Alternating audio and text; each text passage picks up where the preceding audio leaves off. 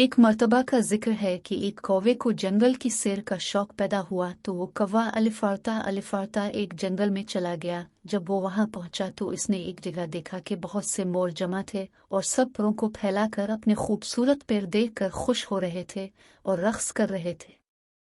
कौवा भी इन मोरों का तमाशा देखने लगा। उनके नीले हरे और सुनहरे पैर उसे बहुत अच्छे लगे। कौवे ने दिल में सोचा कि उनके पैर कितने खूबसूरत हैं, ये दाम फैलाकर नाचते हैं तो इतने भले लगते हैं। मैं अगर इन मोरों के पैर जो आदेर अलिफादेर गिर जाते हैं जमा करके अपने पांव पर लगा लूं तो मैं भी मोर बन जाऊंगा।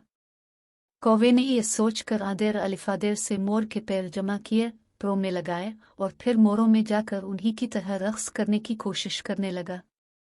जब मोरों ने अपनी मखसूस आवाज़ निकाली तो कौवे ने भी चाहा कि वो उनकी बोली बोले। इसने मोरों की बोली बोलने के लिए अपनी चोंच खोली तो वो मोरों की आवाज़ तो ना निकाल सका, अलबत्ता इसकी चोंच से काई काई की आवाज़ें निकलने लगे। काई काई की आवाज़ सुन कर सब मोर चौंक पड़े और कहने लगे, अरे ये तो कौवा है, हमारे पैर लगाकर हमारे दरमियान आ गया है। ये कहकर सब मोरों ने इस कौवे को घेर लिया और ठोननी मारने लगे।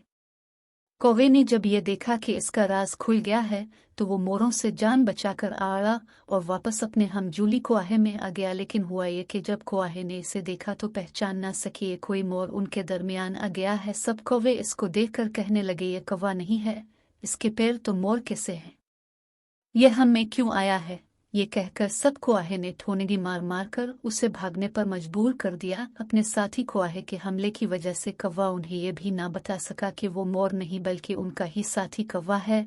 लिहाजा हुआ ये कि कौवा बेचारा ना तो मोर बन सका और ना कुआहे में रहा। आखिर उसने मायूस होकर मोरों के सारे पैर झाड़ दिए और कुआहे में रहने लगा। प्यारे बच्चों, इस कहानी से हमें यह सबक मिलता है कि हमें दूसरों की नकल करने की बजाय अपनी शख्सियत को अपनी अच्छी आदतों से बेहतर बनाना चाहिए।